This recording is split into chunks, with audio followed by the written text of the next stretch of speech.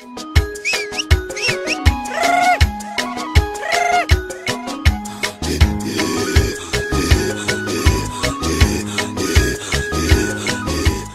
is Oromo Voice Radio English program. Oromo Voice Radio is broadcasting to Oromia at 16-meter band or 17,850 kilohertz or on oromovoice.org website. OVR broadcasts Oromia Insight program every Monday for 15 minutes at 7:15 p.m. Oromia local time. Welcome to Oromia Insight program.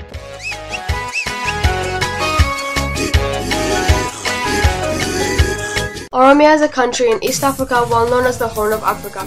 It's 600,000 square kilometers, making it larger than France, Italy, Belgium, and the Netherlands. Oromia is populated by over 40 million people. It's the origin of human race and the Gada system. Oromia is the birthplace of coffee and home to world-class athletes. Also is a nation with multi-faith society, Christianity, Islam, and Waqf. Oromia is the third largest single nation in Africa and the single largest nation in East Africa. It has been occupied by Ethiopia for over 130 years and is struggling for self-determination. Oromia has an uncounted number of Oromo refugees living in other countries. My name is Soreti Kadir and I'm based in Melbourne, Australia. Today we're joined by somebody who works for World Vision Ethiopia, based in the disability programming area. Thank you for making this time. I know that to begin with, give us a little bit of an understanding of what World Vision even does in Ethiopia for our listeners who don't know or who have never heard of World Vision before. World Vision is an international organization which works on relief and development programs. It's over 30 years in Ethiopia since that program started. In the beginning, supporting people who have been in great drought in Ethiopia. Yeah. And it's a kind of relief program.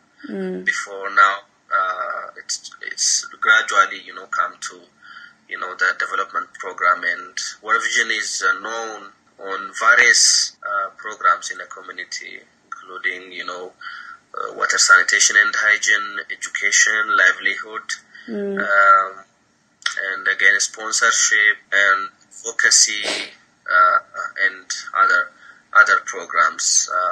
It's mostly, community-based program, which benefits, most vulnerable children communities. Okay, yeah. In Ethiopia. That leads me to my next question, I guess.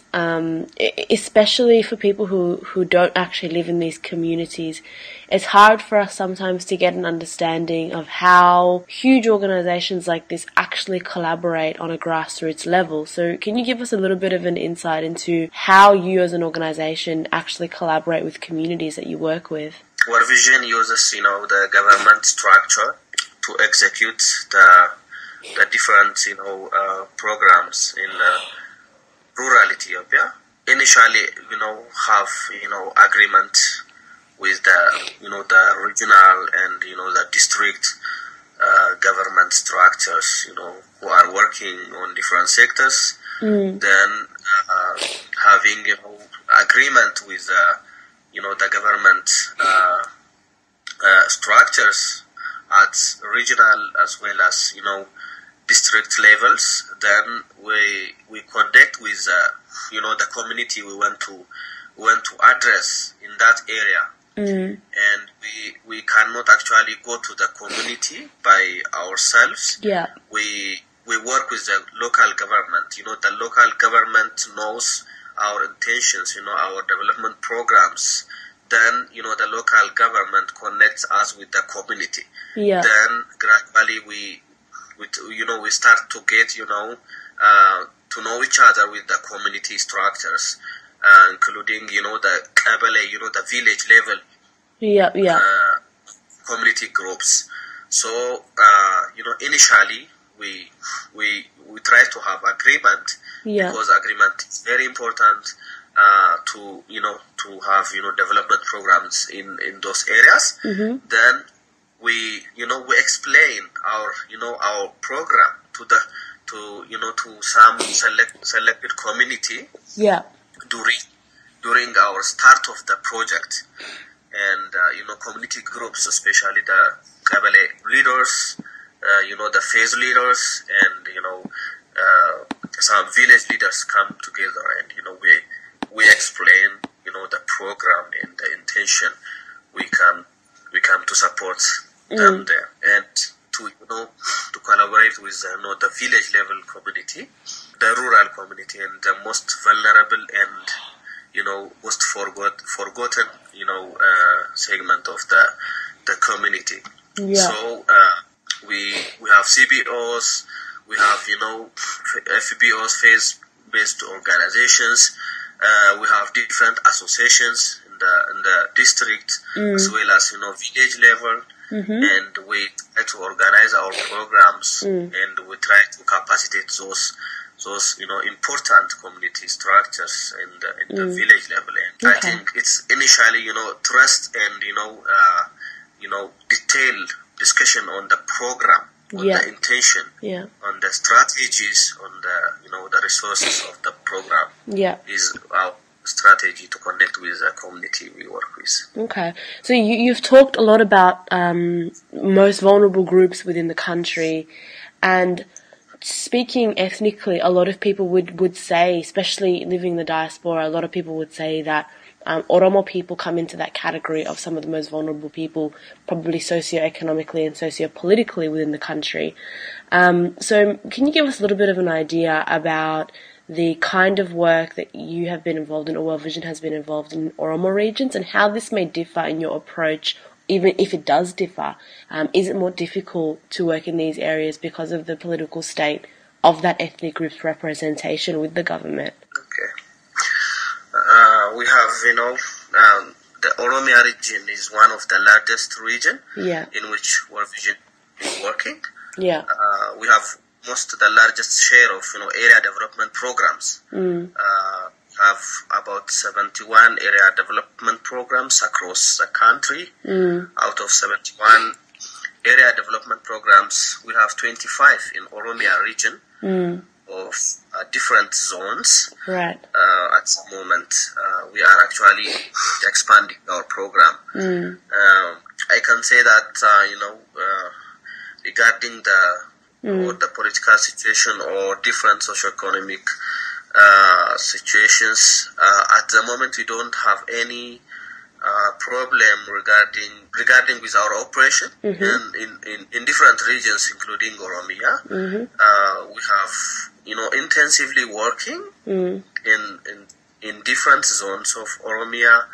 Our programs, as I have already told we have different programs, and working in Oromia region, maybe to mention some of the challenges in our operation is there are some issues which are affecting the most vulnerable community, like girls, like people with disabilities, like children. One of the key strategy to address those issues, like related to harmful traditional practices, and advocacy is one of important strategies to address those issues. At the moment, we have no challenge in implementing advocacy programs in all regions, because advocacy is sometimes related to working, mobilizing the community towards the government, or it brings the right issue, such kind of rights-based development, right? So the government is not interested on those organizations, especially international organizations, working on, the activities related to advocacy or right-based approach. So we are currently limited to, working on the need-based of the community, on the needs, on their immediate needs, like water, sanitation, education, and livelihood. So at the moment, we are working on all regions, including Oromia, the same programs across all regions. Interesting. When you're talking about rights-based development, it reminded me about some of the conversations that we had when we were working together in in Ethiopia, and specifically in the Bedele region, the western region of Oromia.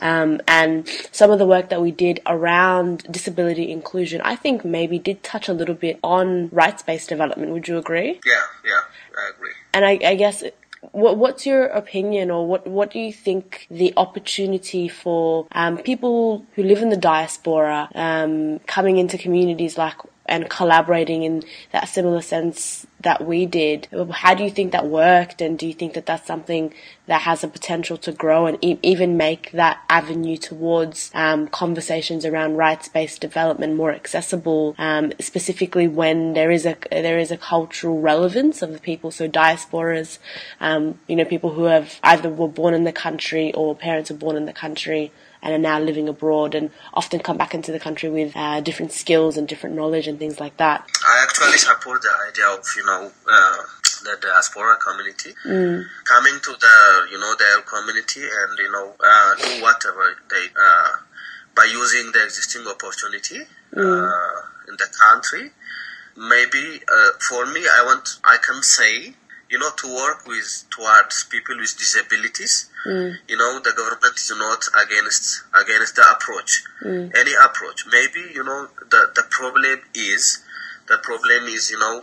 people shouldn't be, taught that, the government, is not working well, or, the quality of services which are provided for the community are not, as to the standard. Right. That would make it hard. That part is, is a very, the red part for organizations like World Vision. In Ethiopia, we are not, creating such opportunity because of different factors. One of the factors is the policy barrier. The institutional barrier, we say. The policies are not, as to the standard, as to the needed by, to address the issue of the people with disabilities. Yeah. We are lobbying with different organizations, with different agencies for improvement of, the policies, the strategies, the guidelines of, the government. This is the problem of Africa, by the way. It's not the problem of Ethiopia. Yeah, totally. We don't have clear cuts. Yeah. And very standardized policies and strategies about people with disabilities. That's why we see that a lot of children and adults are left out of the development programs in Ethiopia. Definitely. So I can say you have a lot of opportunity here in Ethiopia to work with. I think that is what I can say. Yeah, definitely. And I agree. I think the relationship between the diaspora and the continent, as that strengthens development, both on a political, both on a social, and in an economic level, grassroots level, we'll get better. I guess my last question, just to sum up this interview for us before we stop, comes back to the Oromo identity within development. And what I wanted to understand is the way that, we know that within the country, identifying as an Oromo in a holistic term and everything that means can sometimes be a problem. And do you feel like that affects the way that World Vision is able to work with Oromo communities who are denied the opportunity to actually express their identity economically, socially, and politically? Yeah. If I'm speaking on behalf of World Vision, World Vision is gives opportunity for everybody in the country, regardless of sex, regardless of religion, regardless of any ethnic background. Yeah, we are working in the area in which 99% of people are Muslims. Yeah. We are working in all regions, including excluding some of the areas which are not suitable for staff to go and work, like Gambela region, because of some issues. And I think the political situation or in the country cannot affect World Vision's intervention. So I can't say that such kind of socio-economic problems in Ethiopia affect our development program. We are actually working in everywhere. Yeah. We are open to work with everybody in Ethiopia. Yeah. I think that's what I can say. Definitely. Well, thank you so much for your time today. I really, really appreciate it. Okay. Thank you very much for the invitation.